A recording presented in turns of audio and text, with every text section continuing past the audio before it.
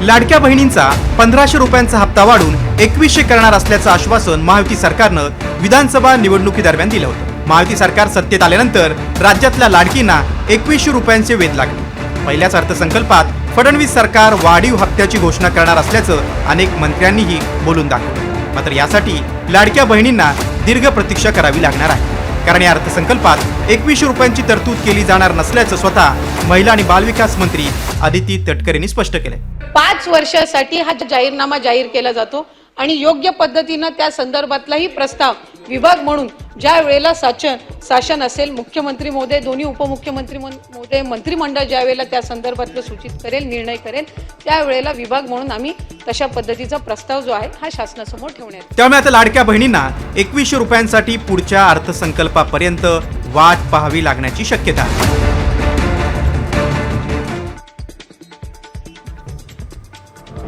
औरंगजेबाला कुशल प्रशासक म्हणणं समाजवादी पक्षाचे आमदार अबू आझमींना चांगलंच भोगलंय। आझमींवर संपूर्ण अधिवेशन निलंबनाची कारवाई करण्यात आली। गेल्या 2 दिवसांपासून आझमींवर कारवाई करण्याची मागणी सत्ताधारी पक्षाकडून करण्यात येत होती। उपमुख्यमंत्री एकनाथ शिंदे यांनी हा मुद्दा उचलून धरत आझमींना निलंबित करून त्यांच्यावर देशद्रोहाचा गुन्हा दाखल करण्याची मागणी केली होती। तर विधान परिषदेत मुख्यमंत्री देवेंद्र फडणवीसांनी आक्रमक भूमिका घेतली। त्यानंतर विधानसभेत निलंबनाचा प्रस्ताव मांडण्यात आला आणि बहुमतानं हा प्रस्ताव मंजूर करण्यात आला। मी आता सभागृहासमोर सदर प्रस्ताव मतास टाकतो। अनुकूल असतील त्यांनी होय म्हणावे, प्रतिकूल असतील त्यांनी नाही म्हणावे। होयचे बहुमत आहे, होयचे बहुमत आहे। आझमींचं निलंबन झालं असलं तरी त्यांच्यावर देशद्रोहाचाही गुन्हा दाखल होतो का याकडे आता लक्ष लागलंय।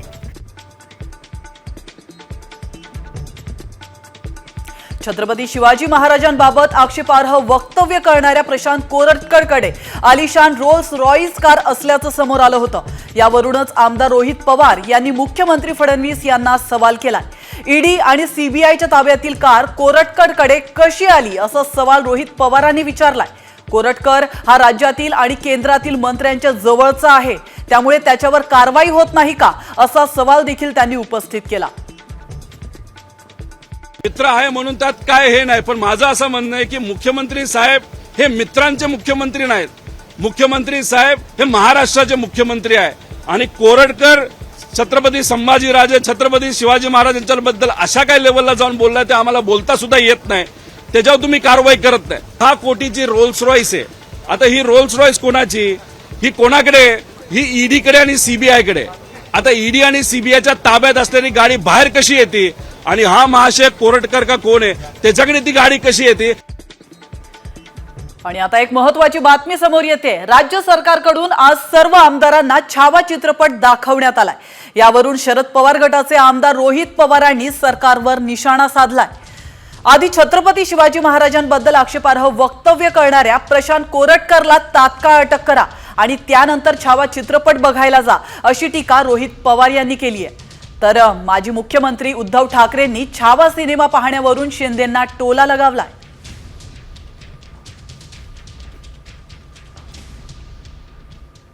या फिक्सरला, या दलालाला आणि या मूर्ख माणसाला सरकारच्या माध्यमातून आत्ताच्या आत्ताच पोलीस कोठडी त्या ठिकाणी मिळाली पाहिजे। आणि आज मुख्यमंत्री, उपमुख्यमंत्री, सर्व नेते जे पिक्चर बघायला चालले छावा, त्यांना मला असं वाटतं की एक नागरिक म्हणून तो त्या ठिकाणी त्यांना हक्क नाही। कारण तुमच्याकडे एवढी पॉवर आहे, तुमच्याकडे एवढे सारे आमदार आहेत, तुमच्याकडे एक हाती सत्ता आहे आणि पोलीस प्रशासन तुमचं ऐकत नसेल आणि कोरटकरला जर तुम्ही पकडू शकत नसाल तर मला असं वाटतं की सरकार चालवण्याची तुमची सुद्धा लायकी नाही। त्यामुळे एक नागरिक म्हणून विनंती करतो की त्याला आधी कोठडीत घ्या आणि मग त्या ठिकाणी तुम्ही पिक्चर बघायला जावा।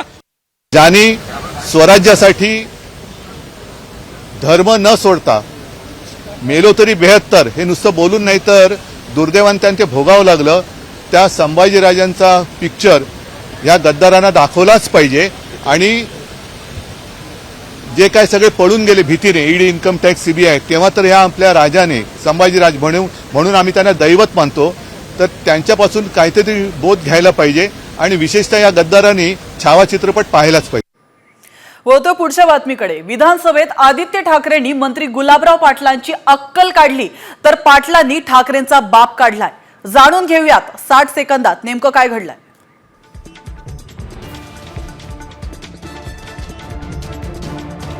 विधानसभेत ठाकरे गटाचे आमदार आदित्य ठाकरे आणि शिंदे गटाचे पाणीपुरवठा मंत्री गुलाबराव पाटलांमध्ये जोरदार खडाजंगी झाली.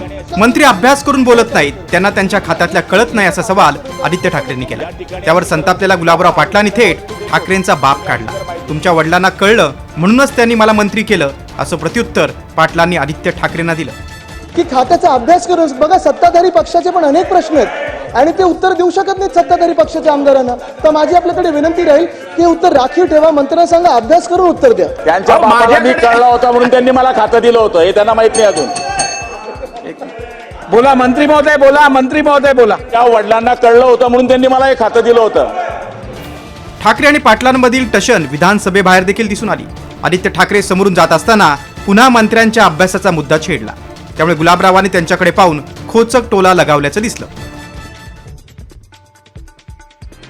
धनंजय मुंडेंच्या राजीनाम्यानंतर महायुतीचा आणखीन एक मंत्री अडचणीत सापडलाय. भाजपाचे ग्रामविकास मंत्री जयकुमार गोरेंनी महिलेचा विनयभंग केल्याचा आरोप संजय राऊतांनी केलाय. तर पश्चिम महाराष्ट्रातील एक पैलवान मंत्री महिलेच्या मागे लागला असल्याचा आरोप विजय वडेट्टीवारांनी नाव न घेता केलाय. अशी कृत्य करणारी व्यक्ती मंत्रिमंडळात असेल तर लज्जास्पद असल्याची टीका त्यांनी केली आहे. मंत्री गोरेंनी मात्र हे आरोप फेटाळून लावलेत. तसंच अब्रू नुकसानीचा दावा दाखल करणार असल्याचा इशारा दिलाय.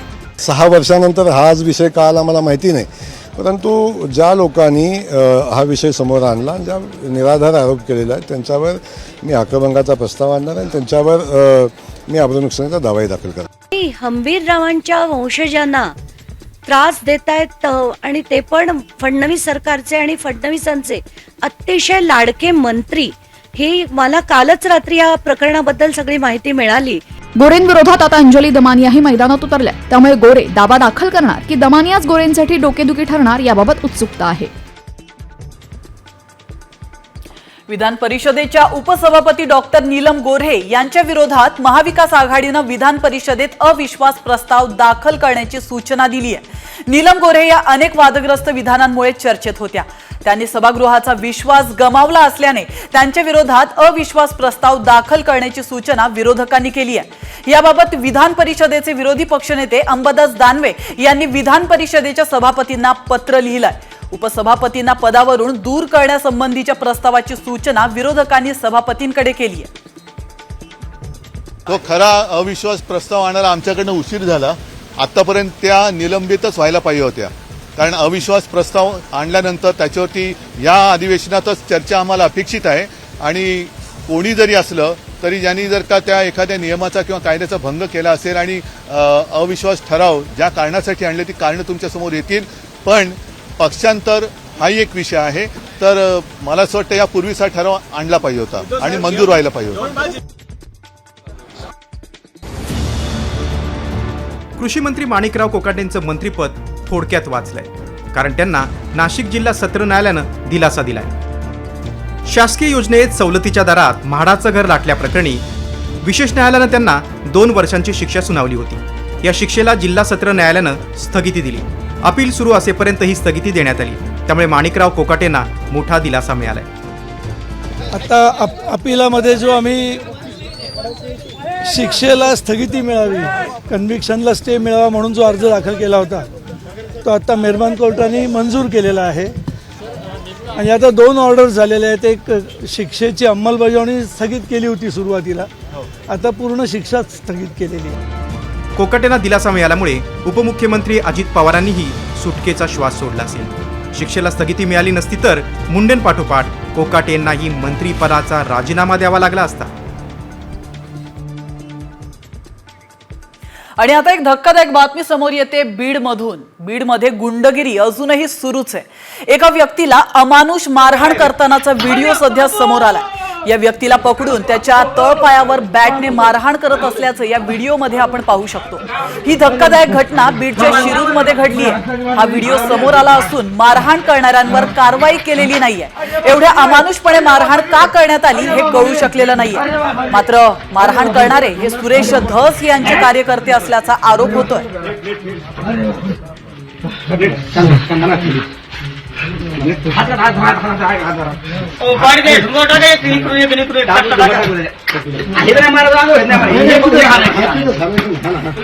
शिरूर तालुक्यातील बावी गावातील अमानुष मारहाणीचा हा व्हिडिओ अंजली दमानिया यांनी ट्विट करून मुख्यमंत्री देवेंद्र फडणवीस आणि भाजप आमदार सुरेश धस यांना सवाल विचारला। बीडच्या शिरूर तालुक्यातील बावी या गावातील अमानुष मारहाणीचा हा व्हिडिओ पहा। अद्याप शिरूर पोलीस ठाण्यामध्ये गुन्हा दाखल करण्यात आलेला नाही, हे काय आहे? गृहमंत्र्यांनी आणि सुरेश धस यांनी उत्तर द्यावं। हा मारणारा माणूस सुरेश धस यांचा कार्यकर्ता आहे का, असा सवाल देखील त्यांनी विचारला। बीडच्या शिरूर तालुक्यामध्ये गुंडगिरीचा हा व्हिडिओ पहा, असं ट्विट दमानिया यांनी केलं।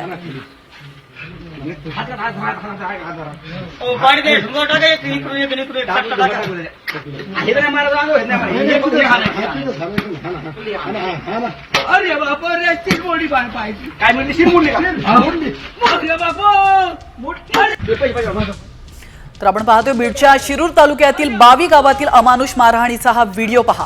अद्याप शिरूर पोलीस ठाण्यामध्ये गुन्हा दाखल करण्यात आलेला नाही, हे काय आहे?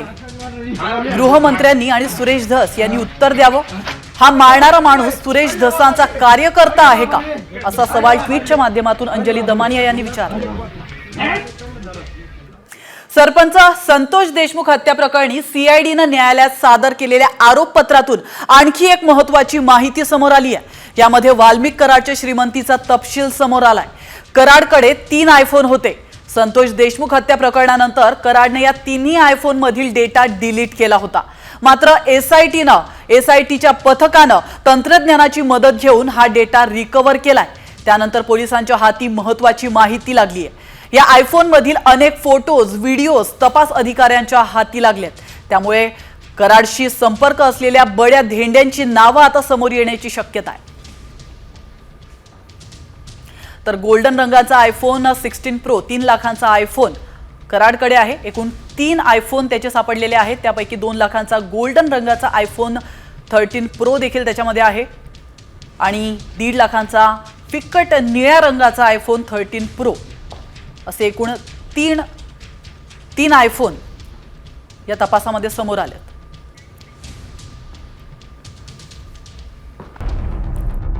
सरपंच संतोष देशमुख हत्या प्रकरणातील मुख्य आरोपी वाल्मिक कराडच्या अडचणी आणखीनच वाढण्याची शक्यता आहे, कारण कराडच्या वकिलांनी आता वकीलपत्र घेण्यास नकार दिल्याची माहिती सूत्रांनी दिली। ॲडव्होकेट अशोक कवडे हे सुरुवातीला वाल्मिक कराडची केस लढत होते। 2 कोटी रुपयांची खंडणी घेतल्याप्रकरणी सुरू असलेला खटला अशोक कवडे लढत होते। मात्र देशमुखांची क्रूर अत्याचार करून हत्या केल्याचे फोटो बाहेर आल्यानंतर त्यांनी वकीलपत्र मागे घेतल्याचं समजतंय। तर दुसरीकडे वाल्मिक कराड नंतर आता सुदर्शन घुले आणि कृष्ण आंधळेची संपत्ती जप्त करण्यात आली। आंधळेच्या नावावर 5 वाहनं आणि धारूर केजमध्ये असलेली 3 बँक खाती ताब्यात घेण्यात आली आहेत। यामध्ये सरपंच देशमुखांच्या अपहरणावेळेस वापरण्यात आलेली काळ्या रंगाची स्कॉर्पिओ आधीच जप्त करण्यात आली। आता घुलेच्या इतर संपत्तीचा शोध सीआयडी कडून घेतला जातोय। त्यामुळे पुढील काळात या सर्वांच्या अडचणी आणखीनच वाढणार आहेत। मसोजोगचे सरपंच संतोष देशमुख हत्या प्रकरणावरून सामाजिक कार्यकर्त्या तृप्ती देसाई आक्रमक झाल्यात। दिंडोरीतील गुरुपीठाचे मठाधिपती श्रीराम खंडेराव मोरे आणि त्यांच्या 3ही मुलांना सह आरोपी करण्याची मागणी तृप्ती देसाई यांनी केली आहे। सरपंच संतोष देशमुख हत्या प्रकरणात वाल्मिक कराड आणि विष्णू चाटेला त्यांनी आश्रय दिल्याचा आरोप देसाईंनी केलाय। त्याचप्रमाणे त्यांनी कराड आणि चाटेला व्हीआयपी वागणूक दिल्यामुळे त्यांनाही सह आरोपी करण्याची मागणी केली आहे। वाल्मिक कराड आणि विष्णू चाटे हे जे आहेत ते या दिंडोरीच्या गुरुपीठात मुक्कामाला होते आणि म्हणूनच आता जेव्हा मुख्य सूत्रधार म्हणून वाल्मिक कराडचं नाव येतं, विष्णू चाटे जो आहे तो मुख्य आरोपी म्हणून सांगण्यात येतं, तेव्हा जाणून बुजून वाल्मिक कराड आणि विष्णू चाटेला त्यांच्या गुरुपीठात दिंडोरीचे आश्रय देणारे, त्यांची राहण्याची जेवणाची सगळी व्हीआयपी व्यवस्था करणारे गुरुमाऊली म्हणजेच श्रीराम खंडेराव मोरे आणि म्हणजेच अण्णा मोरे आणि त्यांच्या मुलांना तातडीनं सीआयडीने जे आहे ते सह आरोपी करावं।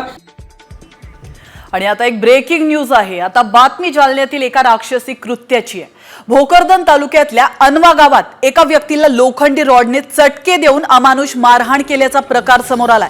लोखंडी रॉड गरम करून चटके देतानाचा व्हिडिओ व्हायरल झालाय। जुन्या वादातून दोघांनी हे भयंकर कृत्य केल्याचं कळतंय। या प्रकरणी कैलास बोराडे यांच्या तक्रारीवरून ठाकरे गटाचा भोकरदन तालुकाध्यक्ष नवनाथ दौड आणि त्याच्या भावाविरोधात गुन्हा दाखल करण्यात आलाय। या घटनेवरून भुजबळांनी सवाल उपस्थित करत आरोपींवर कठोर कारवाईची मागणी केली आहे.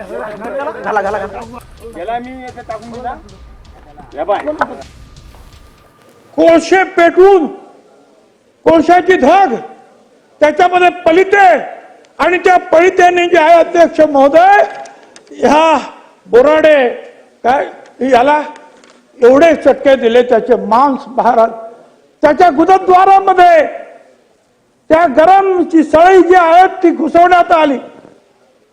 धनगराचा माणूस आहे, आपण बोलायचं नाही. कोण करणार याचा निषेध? कुठे चाललो आम्ही? अध्यक्ष महोदय, पुन्हा अशा प्रकारचं कुणी कृत्य करण्याचं धाडस करू नये, अशा प्रकारची कारवाई, कठोर कारवाई या ठिकाणी झाली पाहिजे. या बाबतीमध्ये मुख्यमंत्री महोदय, गृहमंत्री महोदयांनी देखील गांभीर्याने घेतलेलं आहे आणि शासनाने देखील गांभीर्याने घेतलंय. भुजबळ साहेब, आपल्या भावना ज्या आहेत अतिशय भावनांच्या बरोबर आम्ही सहमत आहोत आणि त्यामुळे या सर्व गुन्हेगारांवर कठोरात कठोर कारवाई आपण करूया.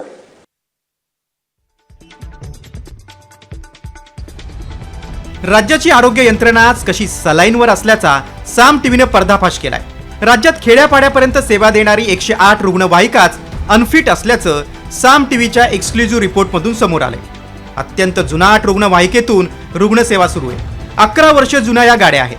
त्यांचा तब्बल 6 लाखाहून अधिक किलोमीटरचा प्रवास झालाय. जुन्या रुग्णवाहिका अनफिट तर नवीन रुग्णवाहिकांची खरेदीच होत नाहीये. निविदा तयार आहे, मात्र निधी अभावी ही खरेदी थांबली. आरोग्यमंत्र्यांनी याकडे तातडीनं लक्ष देण्याची गरज आहे. राज्यातील 108 नंबरच्या रुग्णवाहिकांची नेमकी स्थिती काय आहे ते पाहूया. अंदाजे 17 कोटी लोकसंख्या आहे. त्यासाठी 2600 रुग्णवाहिकांची गरज आहे. मात्र राज्यात सध्या केवळ 937 रुग्णवाहिका आहेत. रुग्णवाहिकांचा कालावधी 11 वर्षांचा आहे. तर 1756 रुग्णवाहिकांची मागणी आहे. त्यामुळे आरोग्यमंत्र्यांनी याकडे तातडीनं लक्ष देण्याची गरज आहे.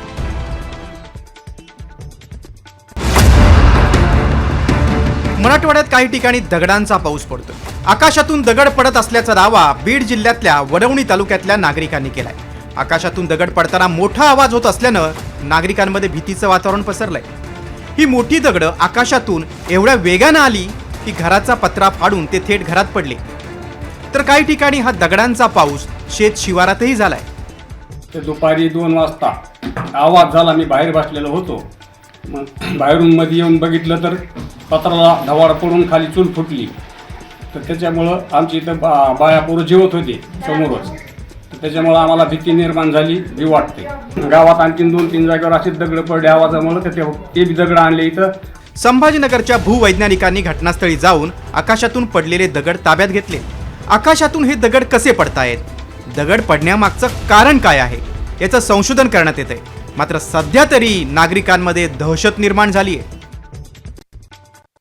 आणि आता वळतोय महत्वाच्या बातमीकडे. अबू आझमींचं वक्तव्य आणि शिवरायांच्या अवमानावरून सभागृहामध्ये महायुती आणि महाविकास आघाडीमध्ये गदारोळ पाहायला मिळालाय. सोलापूरकर आणि प्रशांत कोरटकरवर कारवाई कधी करणार असा सवाल विरोधकांनी उपस्थित केलाय. तर मुख्यमंत्री फडणवीस यांनी सिलेक्टिव्ह निषेधाच्या मुद्द्यावरून विरोधकांना कोंडीत पकडलाय.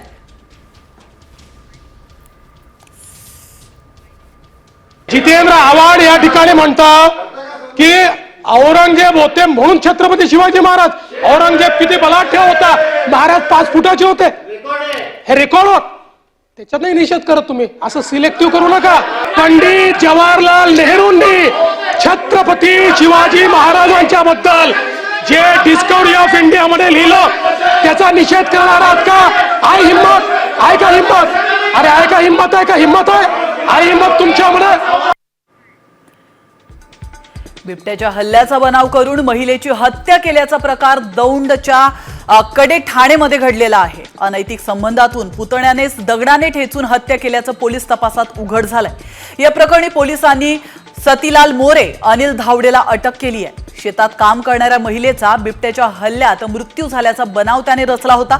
मात्र पोलिसांनी केलेल्या सखोल तपासात तिची दगडाने ठेचून हत्या केल्याचं उघड झालंय. 7 डिसेंबर 2024ला शेतात काम करणाऱ्या लताबाई बबन धावडे यांच्यावर बिबट्यानं हल्ला करून त्यांना उसाच्या शेतामध्ये फरफटत नेलं असं सांगण्यात आलं होतं.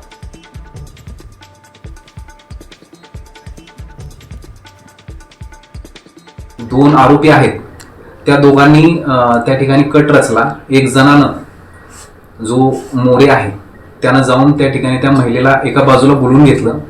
तो शेजारचाच आपला पुतण्याचाच घरी काम करणारा व्यक्ती असल्यामुळं त्या महिलेनं त्याच्यासोबत गेली असता मुख्य आरोपी त्या ठिकाणी गेला आणि ह्या दोघांनी मिळून त्या ठिकाणी तिला दगडांना त्या ठिकाणी ठेचून त्या ठिकाणी मारलेला आहे. आरोपींना रात्री अटक केलेली आहे. देशातील सर्वाधिक 39.4 अंश सेल्सिअस तापमानाची नोंद झाली आहे. विशेष म्हणजे अजून एप्रिल आणि मे महिना येणं बाकी आहे. मार्च महिन्याला आता कुठे सुरुवात झाली आहे. असं असतानाच आता तापमानात एवढी वाढ झाली आहे की नागरिकांच्या अंगाची अक्षरशः लाही लाही होताना दिसते. उकाड्यानं नागरिक हैराण होताना दिसत आहेत. तर विदर्भ मराठवाड्यात देखील तापमानात 1 ते 2 अंशांनी वाढ झाल्याची नोंद झाली आहे. मराठवाडा आणि विदर्भात तापमानाचा पारा वाढलेला. आदले 2 दिवस जर बघितलं तर त्यामध्ये सुद्धा पुण्यासह महाराष्ट्रातील बऱ्याच ठिकाणी तापमान हे सरासरीपेक्षा जास्त होतं. आणि येणाऱ्या 2 ते 3 दिवस किंवा येणाऱ्या 5 दिवसांमध्ये 5 किंवा 7 दिवसांचा जर विचार केला तर येणारे 2 दिवस तापमान हे सरासरीपेक्षा कमी किंवा आता जे ट्रेंड चालू आहे त्यापेक्षा 1 ते 2 डिग्री सेल्सिअसने कमी असण्याची शक्यता आहे. आणि त्यानंतर परत हळूहळू ते वाढेल अशी शक्यता आहे.